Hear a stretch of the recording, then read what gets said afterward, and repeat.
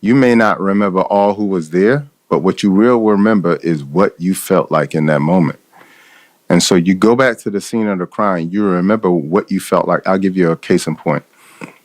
When my cousin was killed, I remember the morning my dad went out to look for him because he had been missing for 3 days. And my dad goes out, and I heard him pull up in the yard. And when he pulled up, I ran close to the door just to see, like, if he found him. And when he walked in, he told me he was dead, and he walked upstairs. Now, I remember that moment. And the reason why I remember that moment, because I reached out to my dad to hug him. Now, what's important to realize is about that I had that moment by myself. I blame my dad forever for that. And then what I realized later in life was this. My dad went upstairs and he was crying. So we were just crying separately. And so I had to forgive my dad. Then I had to forgive myself. Damn. You see what I'm saying? So you got to go back to the scene of the crime and do the work.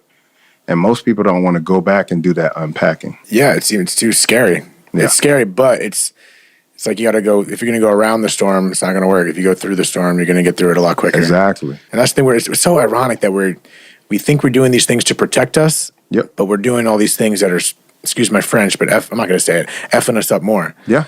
Because so you're just trying to sweep it under more. Yeah, it's lifting up the rug, like you said. Yep, you got to lift up that rug. And, and from there, you can kind of start the forgiveness process, because I truly believe that healing starts with forgiveness and acceptance. The acceptance is this happened.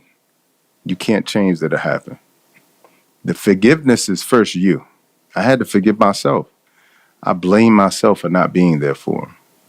Not only for my cousin, but after I discovered what happened to my dad when he went upstairs and he was crying, I blame myself for not going upstairs to be there for him. Even though, like, I was a kid and I needed the compassion. You understand? So it's so important to do that work. I tell people, there are little things, but if you're willing to be vulnerable enough, you'll know exactly what they are. Most people know exactly what they are. They just got to be willing to unpack it. And what is that process for you to find that willingness? Is it just kind of, I'm at a point where I need to do something? Is that usually what it is? I was tired of getting what I was getting. Right, and that goes back to what you were just saying. I was tired of getting what I was getting and being who I wasn't. I knew who I wasn't as an adult. I knew that wasn't me.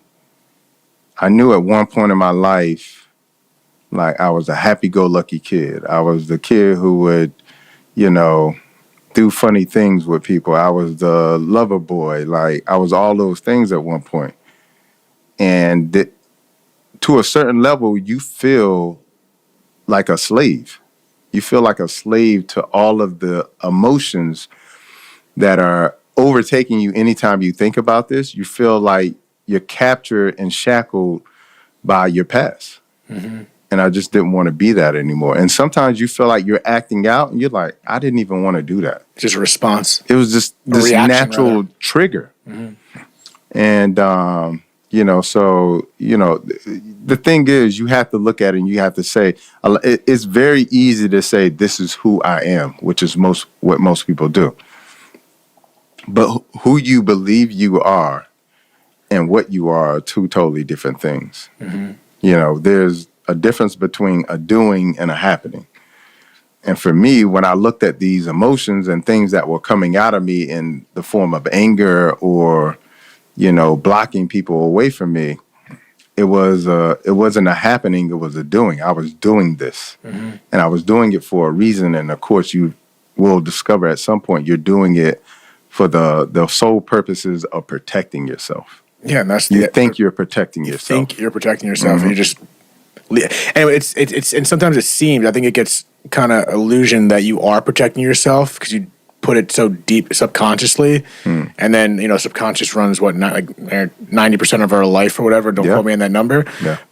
And we don't even realize it. I mean, think about your subconscious. It's just habitual. It just constantly happens. You put that shit deeper and deeper. Like you said, you didn't want to react like that or respond like that with that trigger. Yeah. That's the exemplifying the exact response that our body just has inside us that we have to release through that acceptance and forgiveness. Yeah, yeah. And then what happens is that damn, you end up I took ownership.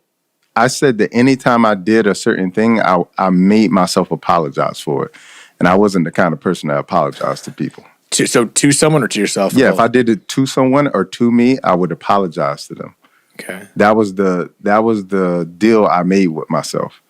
You're going to have to apologize. So one of the places you're going to store a lot of that hurt and regret is in your ego. All of this is coming from your ego. Your ego is actually there thinking it's protecting you. And so one of the places that I had a tremendous amount of ego was on the basketball court. And so do most players I play with, for sure. But yeah. And so, like, for me, I would notice that the only place that I would find myself aggressive and sometimes even violent was on the basketball court. Everywhere else in life, I was just fine.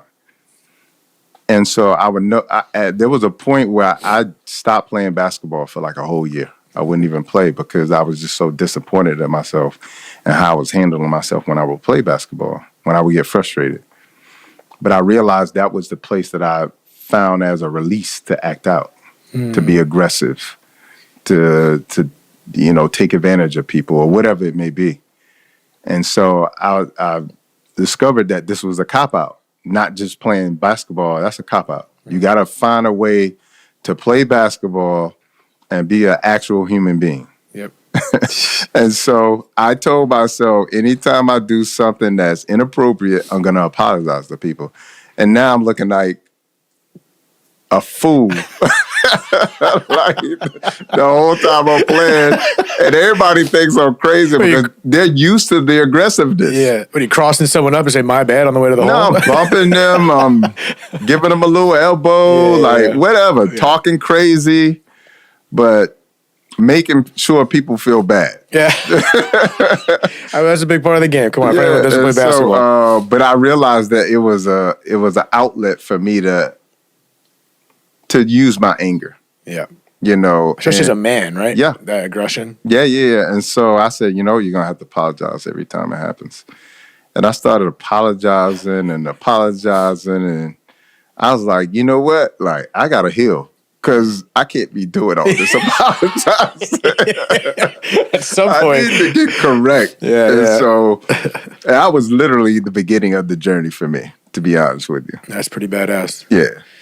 So what is your opinion now for someone that, because I feel like, correct me if I'm wrong, a lot of this healing for you happened later in life, as we've been discussing. Right? Yeah. It wasn't exactly identified or consciously worked through during a very primal years of your life. Yeah.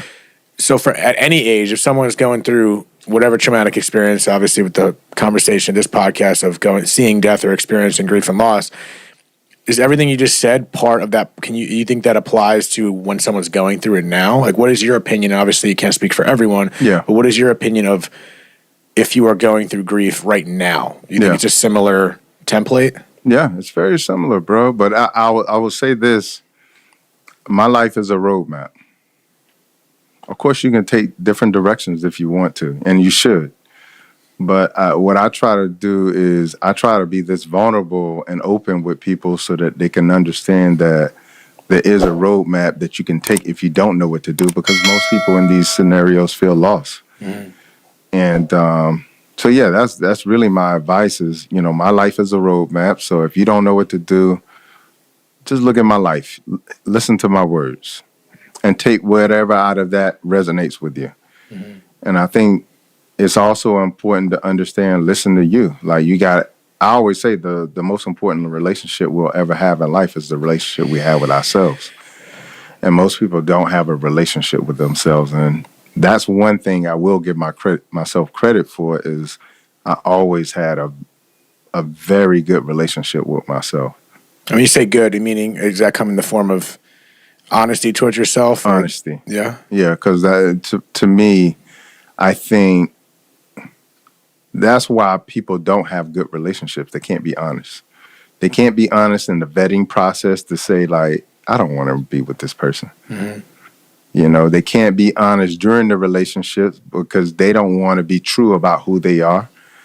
And so, yeah, that's what I mean. Just being honest with myself about me and about life and about the experiences, not sugarcoating it, not making it something it isn't, not making it something it could be, just taking it for what it is, and then having the grace and compassion for myself to give myself the time and space to learn and to heal in the process too. That honesty is important, especially when it comes to certain situations, because the easiest person to lie to is yourself. As weird as that sounds, it sounds contradicting because you should know what is what, but you still trick your brain. Yeah.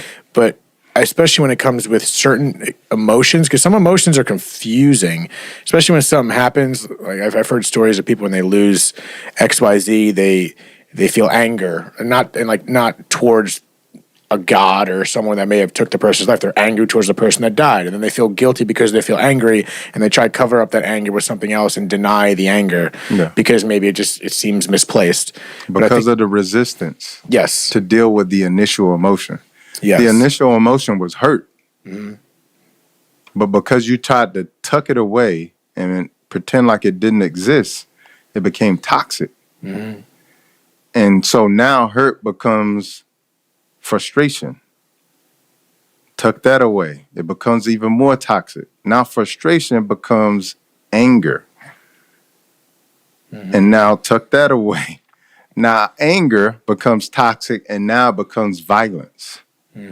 So it only gets worse, and that's what people don't realize about emotions, is that they lead you on a more intense path, no matter what direction they're going into.